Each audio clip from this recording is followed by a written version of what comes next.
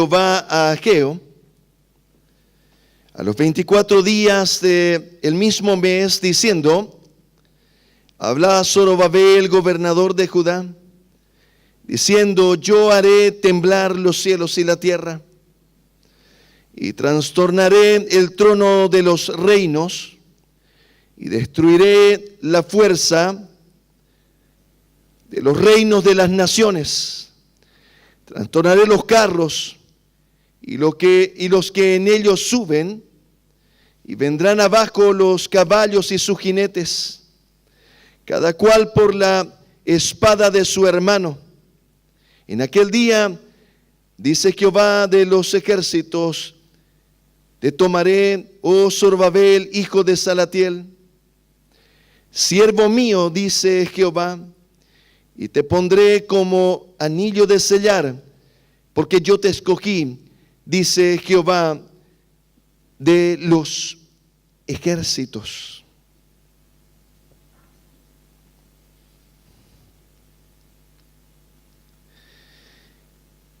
Hemos estado meditando la palabra del Señor y lo hemos hecho en la armonía de este precioso libro, el libro de Ageo.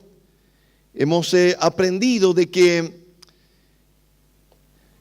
estos libros y estos profetas desarrollaron su ministerio alrededor de un tiempo de espacio en la historia de Israel que nosotros hemos reconocido como el tiempo del cautiverio.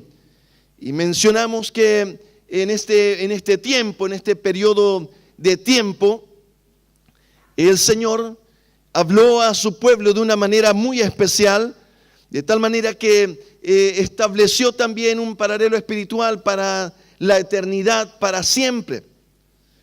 Eso quiere decir que en este periodo de tiempo habíamos mencionado que hubo un periodo pretempore, hemos llamado.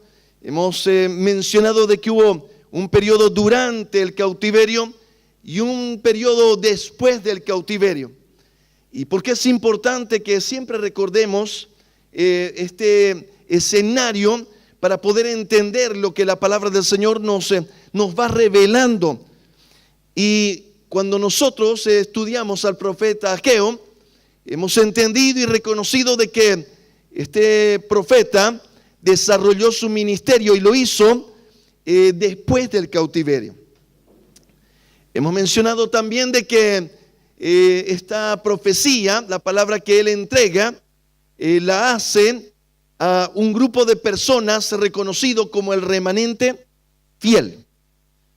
Es decir, que eran del millón de personas que salieron y fueron esparcidos durante el cautiverio, aproximadamente 50,000, un poco más, retornaron con una decisión firme, un anhelo en su corazón, creyendo en las promesas de Dios, en la bendición de Dios, y volvieron a Jerusalén para la reconstrucción del templo, de la ciudad, de los muros.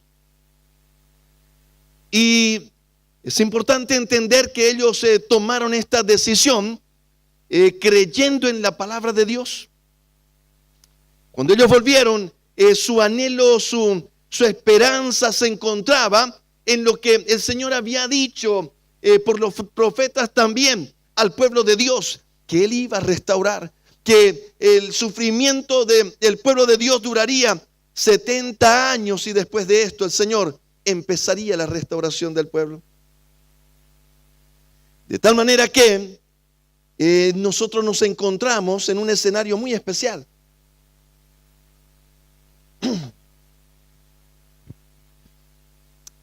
Muy especial porque la palabra que se entrega es también para un grupo de personas muy especial también. Habíamos mencionado de que no estaba aquí el Señor hablándole a un pueblo rebelde y contumaz, sino a un pueblo que tenía la intención, escuche bien, la intención de obedecer a Dios. Y en esta conclusión que vamos a realizar del estudio, vamos a mencionar según algunos teólogos, el quinto mensaje. Durante estos domingos hemos predicado y hemos analizado el primer mensaje, el segundo mensaje, el tercer mensaje, el cuarto mensaje que lo estuvimos viendo muy a detalle en el campamento. Nos trae una tremenda enseñanza para nuestra vida como hijos del Señor, como miembros de la iglesia, un pueblo que ha decidido seguirle y tiene la intención de seguir al Señor. Y esto es importante entenderlo. ¿Por qué? Porque si yo leo Jeremías, voy a entender de que eso fue antes del cautiverio y Dios está hablando de un pueblo rebelde y contumaz, que a pesar de todo lo que le estaba sucediendo, tomó la decisión de no arrepentirse, de permanecer en su pecado, de vivir en el mundo, y conforme el mundo indicaba, decidieron ese camino y cosecharon de su decisión. De tal forma que ellos estuvieron en el cautiverio 70 años, su ciudad fue destruida, sus soldados muertos a espada. Fue un periodo terriblemente difícil. Hemos visto profetas durante el cautiverio como Daniel, que pasó desde su adolescencia hasta su vida ya anciano cuando escribe. Ya por el capítulo, mencionábamos capítulo 6, 9, ya estamos con un hombre ya de edad avanzada. Toda su vida había pasado en el cautiverio. Era un hombre que había decidido ser fiel a Dios.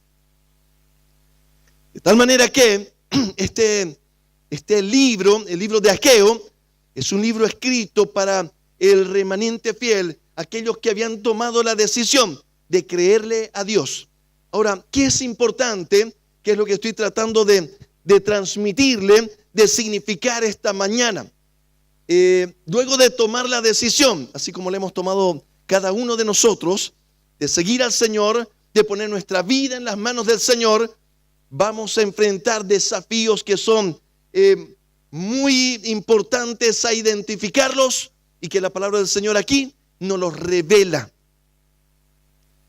Y nosotros los hemos ido trayendo a la luz de nuestro entendimiento a través de cada mensaje que el Señor entregó al pueblo de Dios. Ya ustedes lo tienen muy presente y de memoria. ¿Cuál fue el primer mensaje? ¿Cuál fue el segundo mensaje que el Señor entregó al pueblo de Dios? Y que es importante que nosotros podamos también tenerlo consciente, sabiendo que será un desafío para nuestra vida como creyentes. Voy a decirlo de nuevo, nosotros lo vamos a enfrentar. Vamos a enfrentar estos mismos desafíos.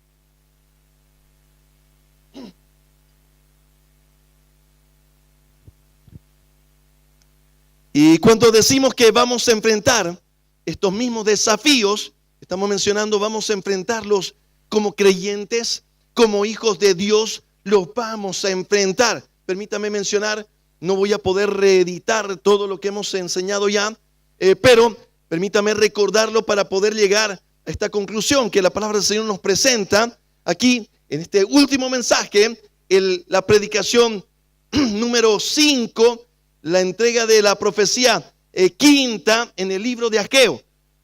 Es importante entender, por lo menos permítame recordar, el primer mensaje habíamos mencionado de que tenía que ver con algo que estaba el Señor corrigiendo en el corazón del pueblo.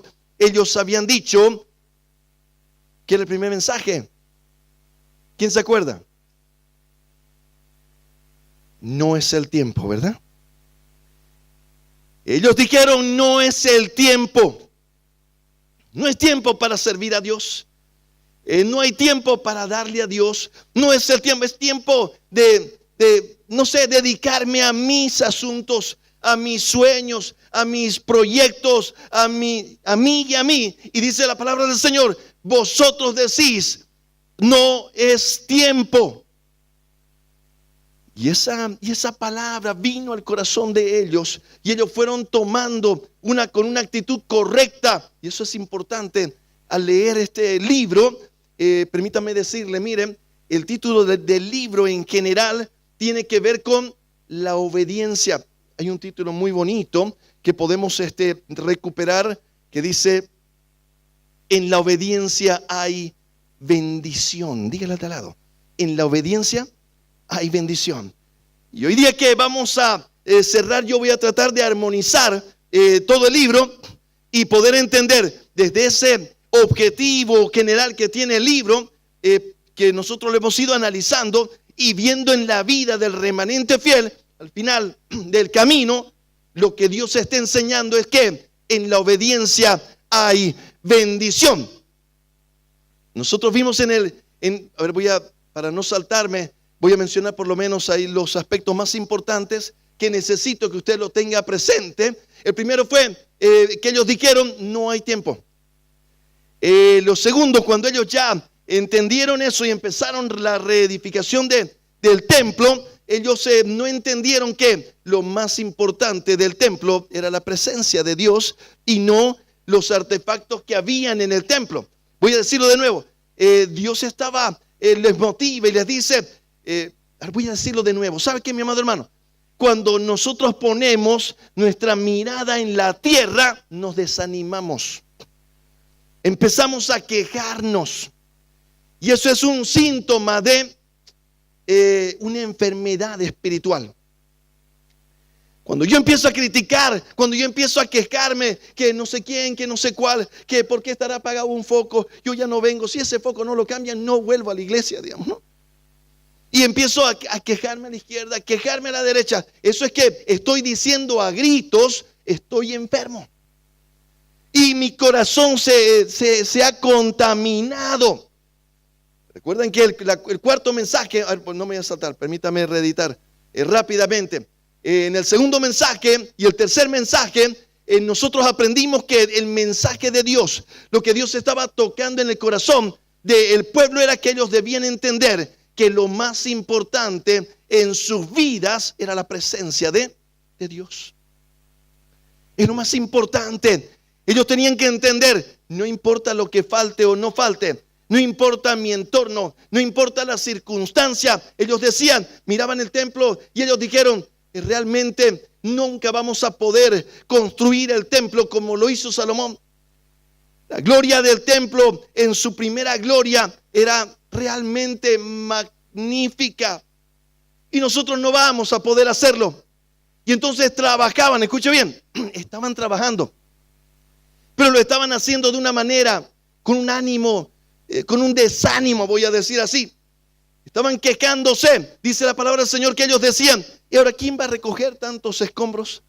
¿Y quién va a hacer esto? Yo ya estoy haciendo esto. ¿Y quién va a hacer esto otro? No, yo ya no quiero. Y empezó un desánimo en ellos que empezó a deteriorar su vida, sus corazones. Y voy a insistir, mi amado hermano, todo esto que estoy mencionando va a ser algo que nosotros vamos a enfrentar como pueblo de Dios.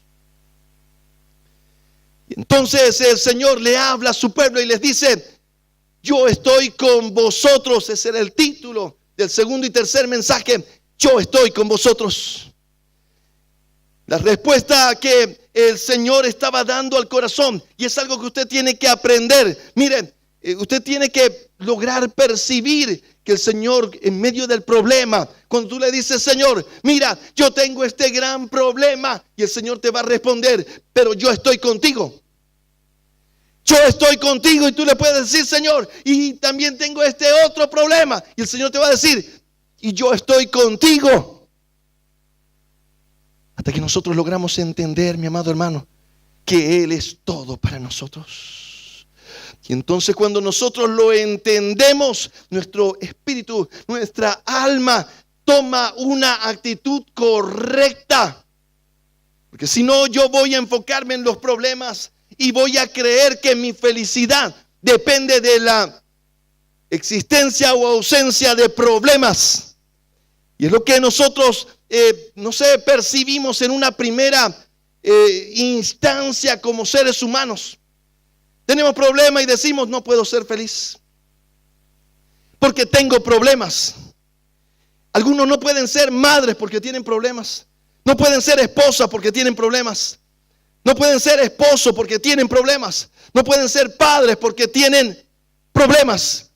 Dicen, ¿sabe qué? No me moleste, estoy con unos problemas terribles. Ahorita no quiero charlar. Viene su hijo, no, mijo, no tengo tiempo para hablar ahorita. No quiero hablar ahorita. Estoy con problemas. No se están esperando no tener problemas. ¿Y sabe qué decía? Un predicador decía, le voy a dar una noticia, mi amado hermano. El día que usted no tenga problemas, puede declararse muerto. No sé si me expliqué. Los problemas se van a acabar, mi amado hermano, cuando nosotros partamos. O el Señor venga, que en un momento vamos a charlar sobre ese tema.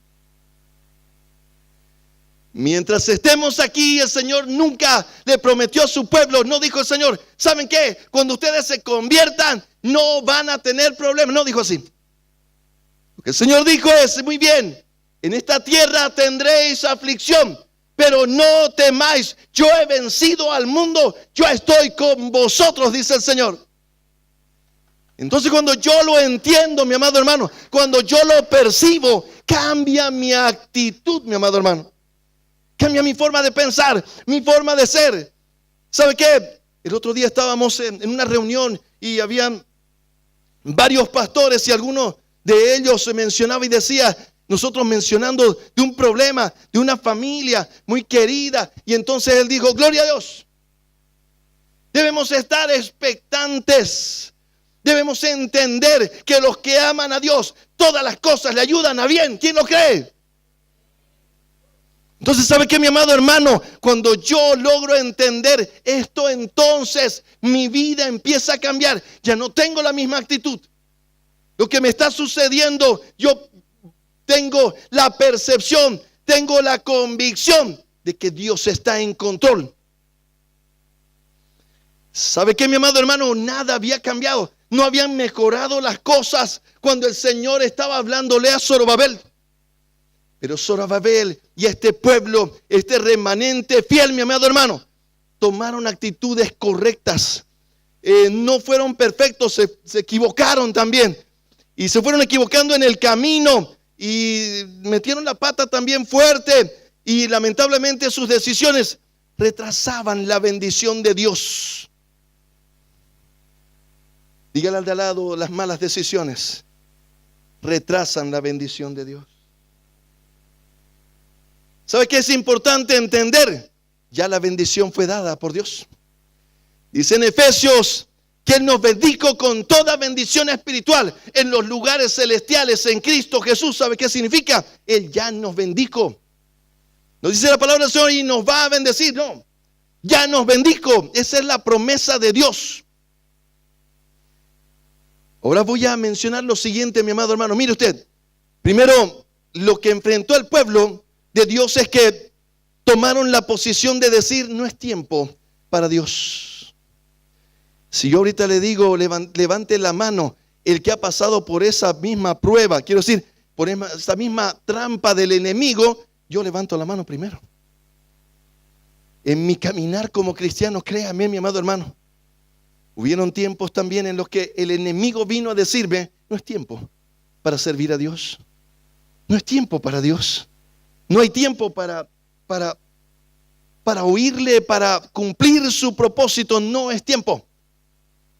Han habido tiempos también, mi amado hermano, en los que mi estado de ánimo, mi felicidad, mi gozo estaban dependiendo de lo que veían mis ojos, de lo que yo percibía como bendición o como yo percibía como beneficio de parte de Dios. Hasta que tuve que aprender también. Aquí no hay nada más importante que su presencia. Esto el Señor le dice a su pueblo en el segundo y tercer mensaje. Mencionándoles, les dice, así como estuve con Moisés en el desierto, así estoy yo con ustedes. Así estaré con ustedes. ¿Sabe qué, mi amado hermano? Pasaron muchos años hasta que logré comprender. Luego de estudiar la palabra del Señor, siempre me quedaba esa pregunta, ¿por qué será que estuvieron el pueblo de Dios tanto tiempo en el desierto? ¿Por qué será que el Señor lo permitió? Y yo trataba de entenderle hasta que un día el Señor habló a mi corazón y me dijo, no hubo mejor lugar que el desierto. Porque como en ninguna otra época, la presencia de Dios se manifestó en el pueblo de Dios. Fue ahí en el desierto, mi amado hermano, que ellos comieron de la mano de Dios. Ellos comieron el maná en el desierto, tomaron agua de la roca, mi amado hermano. Los calentaba una columna de fuego y una nube de día los protegía del sol. Y lo podían ver con sus ojos, el despliegue de la gloria de Dios. Como nunca antes habían visto abrirse el mar rojo delante de sus ojos y pasar en seco y ver a sus enemigos caer delante de sus ojos, mi amado hermano. Dice la palabra del Señor, y ellos no lo entendieron. Ellos todo el tiempo seguían diciendo, estamos en el desierto, pobre de nosotros. Y ahora, qué tristeza. Y esa actitud los detuvo y no les permitía cruzar el Jordán, mi amado hermano, para entrar en la tierra prometida.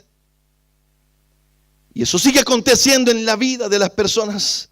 Seguimos diciendo, no, es que me pasa esto, por eso es que soy infeliz, por eso no puedo hacer esto. Y yo siempre digo, y no puedo ser padre, y no puedo porque estoy aburrido, y no puedo ser esposo porque estoy enojado, estoy infeliz. Suena medio raro, pero no sé cómo decirlo de otra manera. No me siento feliz y estoy amargado. Y esa amargura, mi amado hermano, va a empezar a golpear a los que están alrededor mío. Permítame mencionarle lo siguiente, todo lo que podemos aprender, que es muchísimo en este libro. Podemos ver varias facetas, estoy ya un poquito doctrinal, de lo que es la profecía, mi amado hermano. Aquí lo vemos en sus diferentes maneras de ejercicio. Lo vemos en una predicación. Las primeras 4 exposiciones de Ageo tenían ese carácter, un carácter de mensaje, era un carácter de predicación, que era una de las formas de operar del ministerio profético. En esta manera de Dios hablar a su pueblo, mi amado hermano, tenía que ver, muchas veces lo hacía para animar al pueblo, otras lo hacía para poder exhortar al pueblo. Pero también tiene una forma de operar el ministerio profético, y es la expresión de eventos de lo que va a acontecer en el futuro. Y en el quinto mensaje, que es el que estamos leyendo ahora, el Señor ya cierra ese capítulo, voy a decir, en el ministerio de Ageo. Y nosotros tenemos aquí el fin de este libro precioso. Y dice la palabra del Señor que esta vez el Señor le habla a Ageo, y le habla en el mismo periodo de tiempo del cuarto mensaje. Primero le habla a Zorobabel, le habla a Josué, el sumo sacerdote. En el quinto mensaje ahora, era un mensaje a Zorobabel, un mensaje que tiene ahora un carácter profético, que es importante nosotros poder percibirlo. Dice la palabra del Señor, mas en el día del Señor, hace mención en la armonía, en el capítulo 2, verso 6, si mal no recuerdo, la palabra del Señor, cuando está hablándole a Zorobabel. Cuando yo leo estos versos, es importante entender que esto no aconteció en el tiempo de Zorobabel. Cuando dice yo voy a hacer temblar los cielos y la tierra, era una expresión hebrea que tenía que ver con que iba a haber un cambio en toda la creación de Dios. Pues está hablando de los cielos y de la tierra. Y dice en el día del Señor.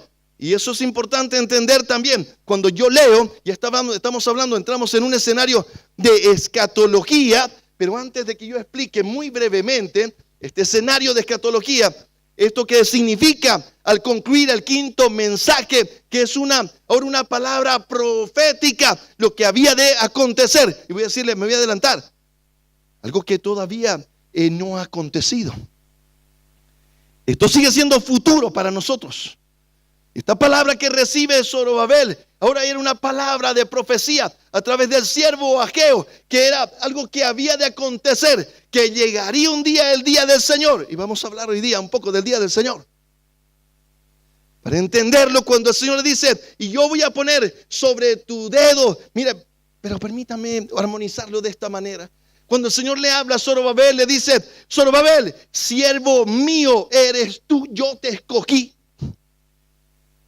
Estaba hablando en ese escenario profético de algo que era sombra de lo que había de venir. En teología se conoce como uno de los tipos de Cristo. Quiere decir, hombres de Dios que fueron elegidos por Dios para ser sombra de lo que un día sería el Mesías que había de venir.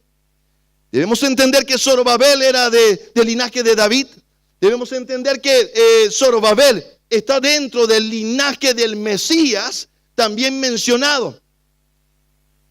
De tal manera que, obviamente, seguramente algunos lo miraron y dijeron: ¿será posible que es el Mesías Zorobabel?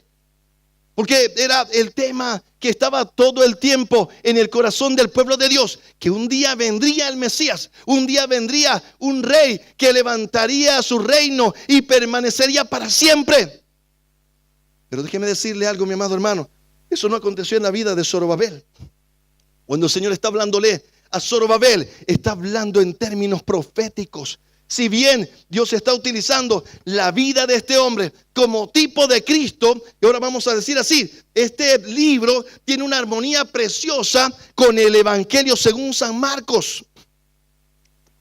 ¿Por qué? Porque una de las características del Mesías era que, es más, San Marcos se presenta al Mesías como el siervo obediente. Y ahora yo voy a entrar en un escenario muy especial. Y permítame armonizarlo de la siguiente manera.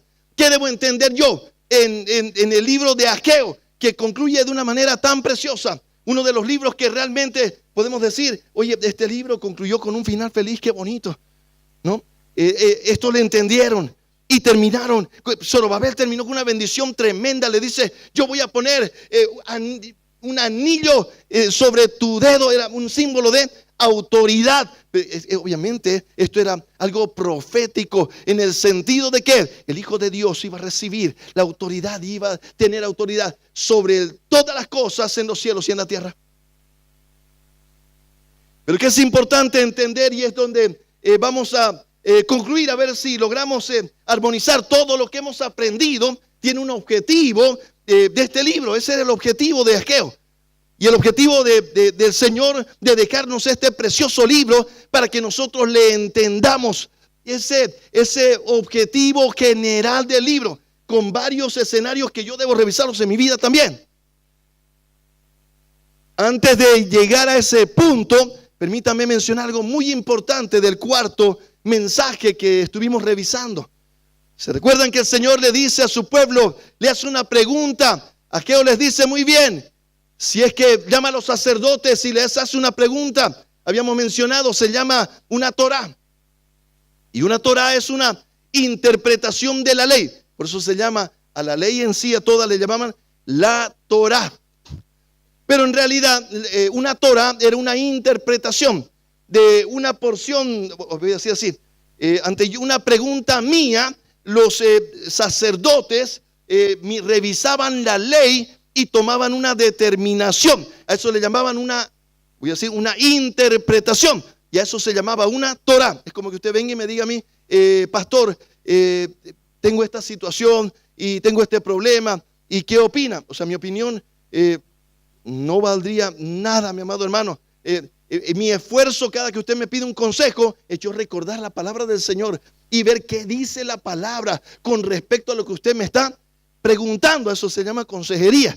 No es lo que me tinca o lo que yo pienso o lo que dijo mi papá o mi abuelito. No, porque si no yo lo voy a hacer meter la pata peor. Lo que yo tengo que hacer, mi esfuerzo es, como pastor, recordar la palabra del Señor, escudriñar la palabra. Y si no me sé decir, ¿sabe qué, hermano? Vuelva mañana, voy a revisar, ni yo me sé la respuesta. Pero tenemos que buscar en la palabra del Señor. A eso se llama una Torá.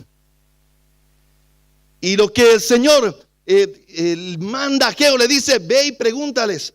Para que yo no lo parafrasee, permítame que lo leamos. En el capítulo 2.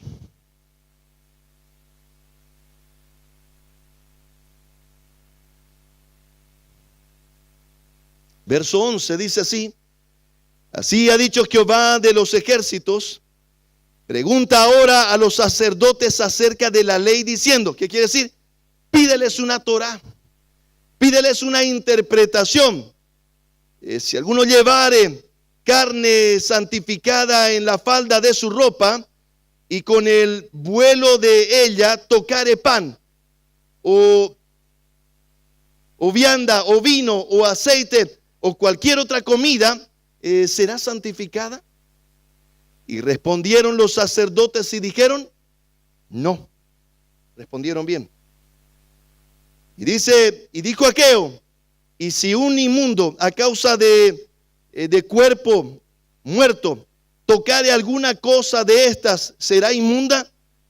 Y respondieron los sacerdotes y dijeron, inmunda será. Muy bien, yo voy a resumirlo, eso tuvimos un tiempo en el campamento de explicarlo a detalle. Permítame resumir de la siguiente manera, mi amado hermano. Lo que el Señor le estaba diciendo a su pueblo es, ¿sabe qué? Es muy fácil contaminarse. Aquí le dice, mira, si usted lleva algo santificado y yo toco algo, ¿ese algo es santificado? No. Sí, pero si yo estoy inmundo, para ellos, para los judíos, si iban a un velorio y tocaban al muerto, quedaban inmundos por un lapso de tiempo. Y todo lo que tocaban quedaba inmundo, eso decía la ley. De tal manera que, aquí les pregunta y le dice, muy bien, y si pasara lo mismo, si un hombre dice, por causa de muerto, quiere decir que fue a un velorio y tocó un muerto, sin darse cuenta, lo tocó, ya estaba listo para la foto. Tenía ya un tiempo de estar inmundo y tenía que purificarse y santificarse en la ley de Moisés. Entonces le pregunta, ¿y si pasara lo mismo? ¿Y si tocara el pan, tocara el vino, tocara todo lo que... Está hablando de elementos muy importantes en la ceremonia. Y entonces le dice, ¿y si tocara, será inmundo? Y ellos dijeron, sí, inmundo será. Si usted sigue leyendo, mire lo que dice la palabra del Señor. Y respondió Aqueo y dijo, así es este pueblo y esta gente delante de mí, dice Jehová. Y asimismo toda obra de sus manos y todo lo que aquí ofrecen es inmundo.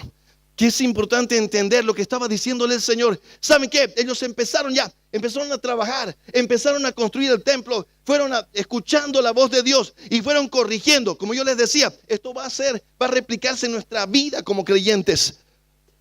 Ellos estaban, voy a decir así, viniendo a la iglesia y servían en la iglesia y estaban en muchos tal vez servicios y lo estaban obedeciendo y estaban caminando, pero el Señor le dice, muy bien, ahora vamos a la lección número 4. Y la lección número 4 dice que yo no puedo presentar sacrificio, ofrenda de olor fragante al Señor si yo no estoy viviendo en santidad. ¿Se está entendiendo, mi amado hermano? El Señor les dice, ahora van a revisar sus corazoncitos. Ya le entendieron, ahora ya no dijeron, no es tiempo, ya es tiempo, estamos trabajando. Ahora ya no dijeron, lo más importante el Señor. Pero el pueblo creyó que podía servir a Dios, caminar en los caminos de Dios sin santidad. ¿Y sabe qué dice la palabra del Señor? Sin santidad nadie verá al Señor. De tal manera que el Señor le habla a su pueblo y le dice, ¿sabes qué? Tú vas a necesitar venir al altar, vas a necesitar venir al servicio del Señor y tú debes revisar tu vida. Date cuenta que es muy fácil contaminarse. Y aquí el Señor, obviamente, el contexto es que ellos se habían contaminado en su espíritu, en su alma. Estaban murmurando, estaban hablando. Hay que tener mucho cuidado. Es uno de los pecados más contagiosos que hay. Usted se acerca a alguien y ese alguien empieza a murmurar, empieza a quejarse y usted cuando acuerda a la hora también se está quejando. Es terriblemente contagioso. Pero ¿sabe qué? Cuando usted se acerca a alguien espiritual que te habla del Señor, que te bendice, ¿sabe qué? Tú puedes irte y te puedes ir exactamente igual. Obviamente va a influenciar tu vida, pero no te va a dejar su santidad. Porque la santidad es personal, mi amado hermano. Cada uno de nosotros debemos buscarla personalmente. Yo no puedo usufructuar de la experiencia de mi hermano, de mi padre. Mis hijos no pueden decir, mi padre hoy día se levantó y leyó la palabra y buscó del Señor. Ya es suficiente para mí. Se hereda nomás eso. No se hereda, mi amado hermano. Ellos tienen que buscar a Dios con sus propios pies. Ahora permítame hacer la conclusión en esta hora curva de aterrizaje, mi amado hermano. Aquí la palabra del Señor, todo lo que hemos estudiado tiene un objetivo. Y hemos titulado, vamos a decir, el tema de Ageo es: en la obediencia hay bendición. Lo que Dios fue trabajando en el corazón del pueblo y de su pueblo, mi amado hermano, era un tema de obediencia. Y el Señor les dice: desde el día en que ustedes, escuche bien, en el mensaje cuarto dice: desde el día en que ustedes pusieron los cimientos, ¿qué quiere decir? Desde el día en que ustedes empezaron a obedecer, dice: yo los he bendecido. Empezó la bendición. ¿Y sabe qué les dice?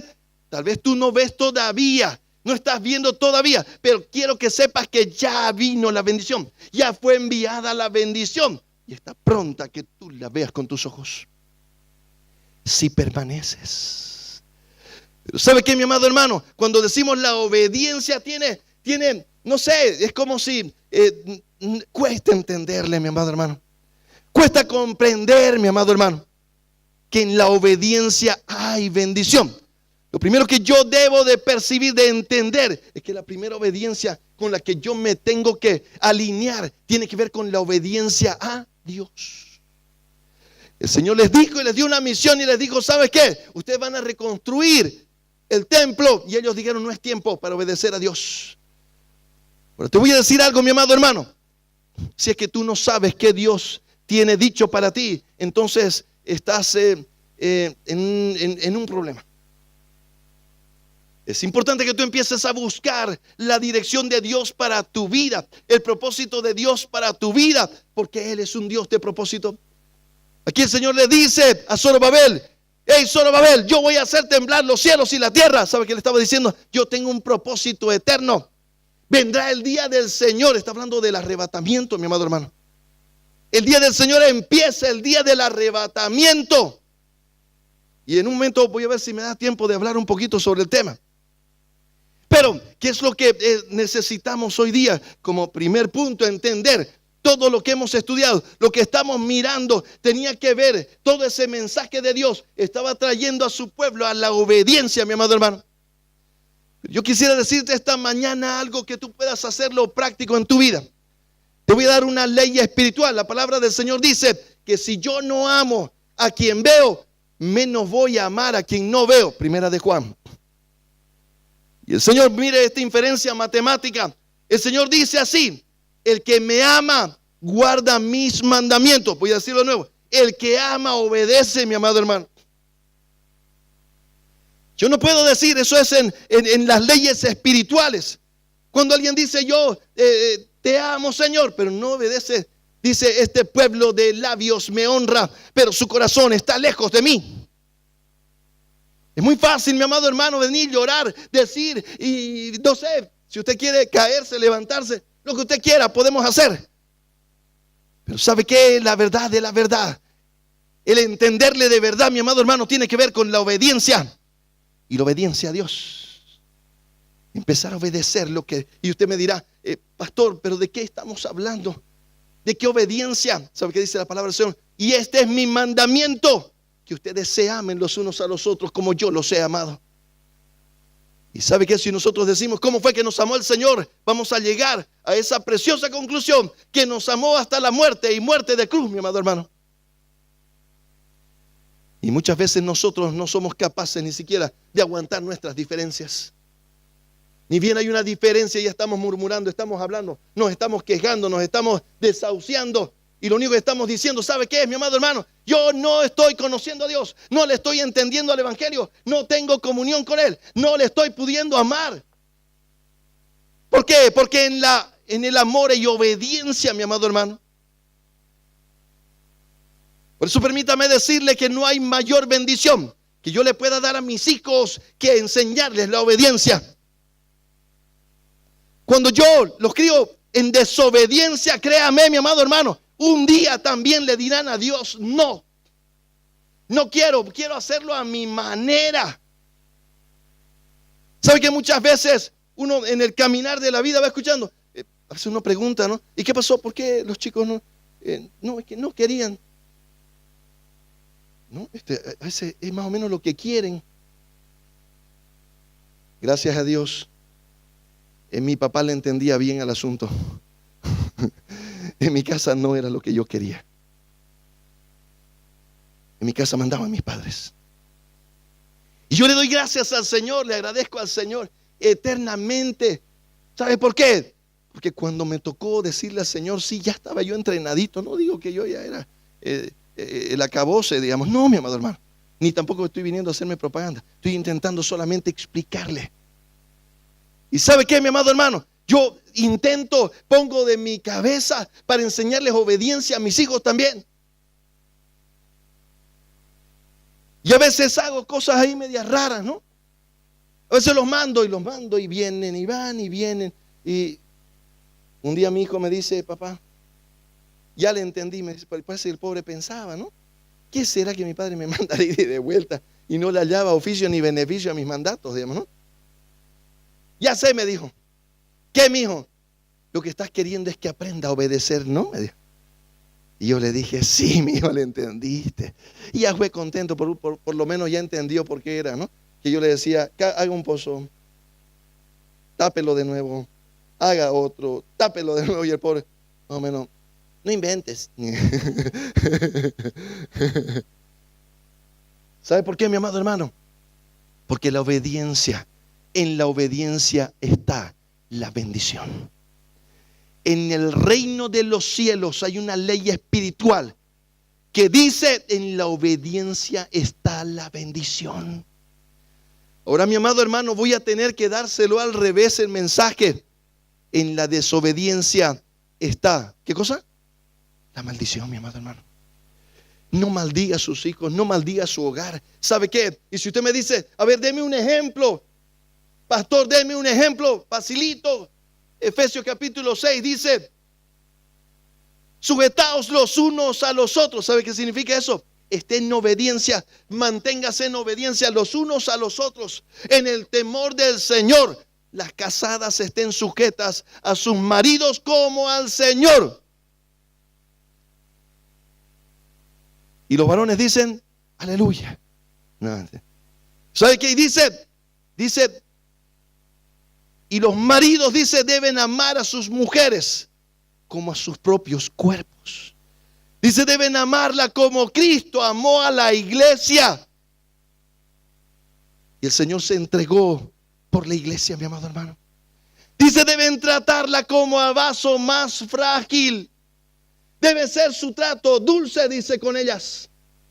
Debe ser amable, afable, apacible el trato.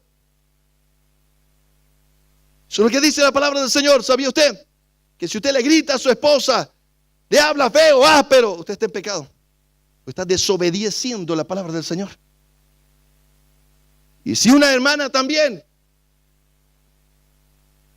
es power, claro, y el hermano le dice medio, a ver, Tarcita, ¿qué? ¿Cuántos son? Cheganiga, rapidingo nomás, ¿no? No te tengo miedo.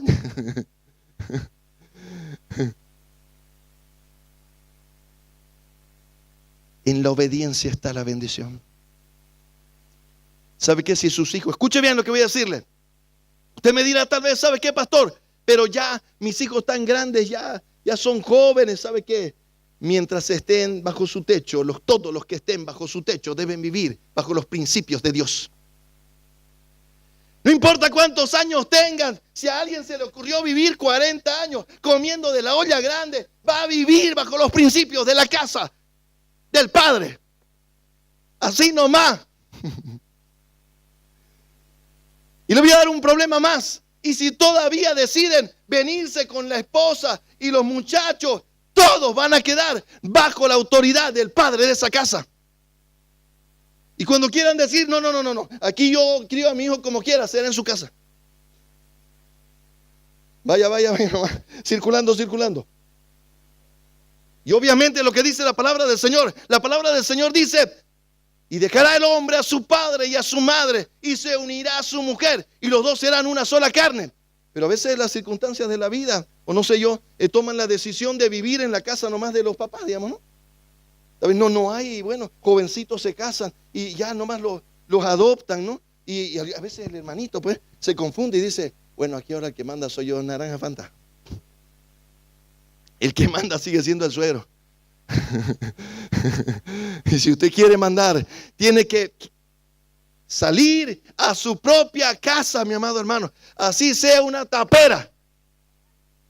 Mi abuela decía, el casado casa quiere. Y esa es la manera correcta de Dios. El que lo hace diferente, mi amado hermano, no digo que usted esté en pecado, se va a ir al infierno, pero va a tener problemas, mi amado hermano. Se lo firmo con la derecha, se lo firmo con la izquierda, como usted quiera. Problemas va a tener. ¿Por qué? Porque va a entrar en un problema, un conflicto de autoridad.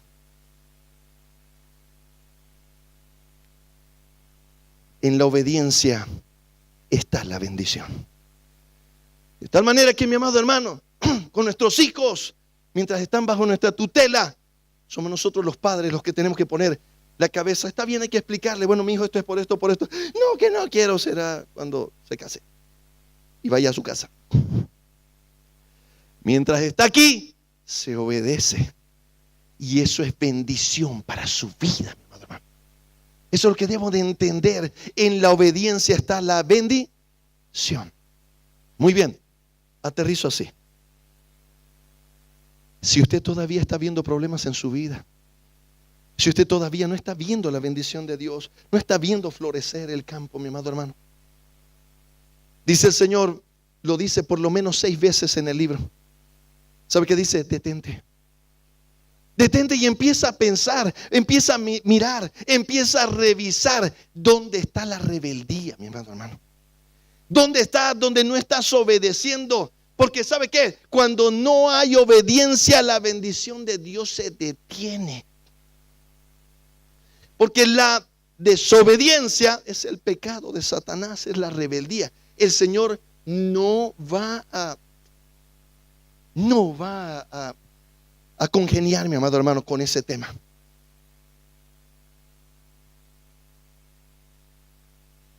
Señor, te doy gracias, Padre bueno. Ayúdanos, Señor, a comprender tu palabra, Señor. Pero ayúdanos, Señor amado, a ponerla por obra, a creer, Señor amado. Muchas veces nos cuesta, Señor amado. Y creemos que nuestros hijos van a estar mejor. Sin obediencia, sin sujeción. Creemos que nuestro hogar va a estar mejor sin obediencia y sin sujeción. Pero muy pronto, Señor, empezamos a cosechar.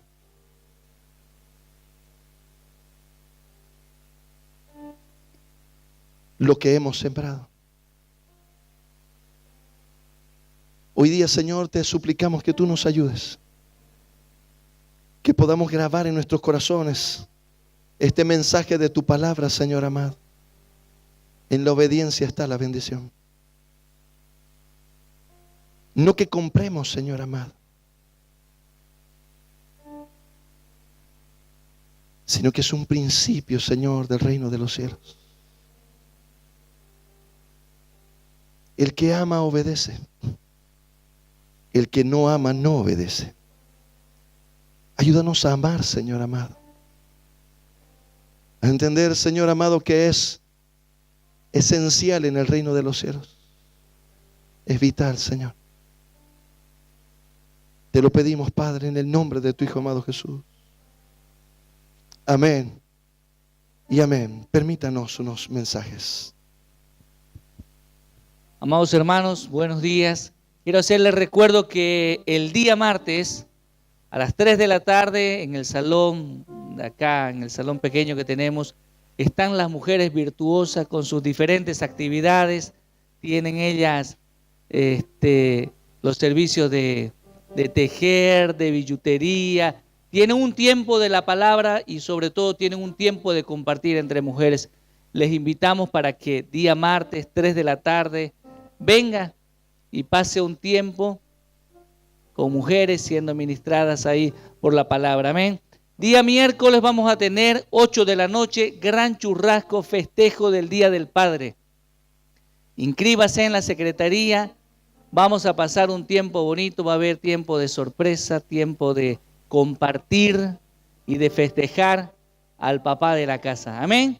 Póngase de pie, vamos a darle gracias al Señor.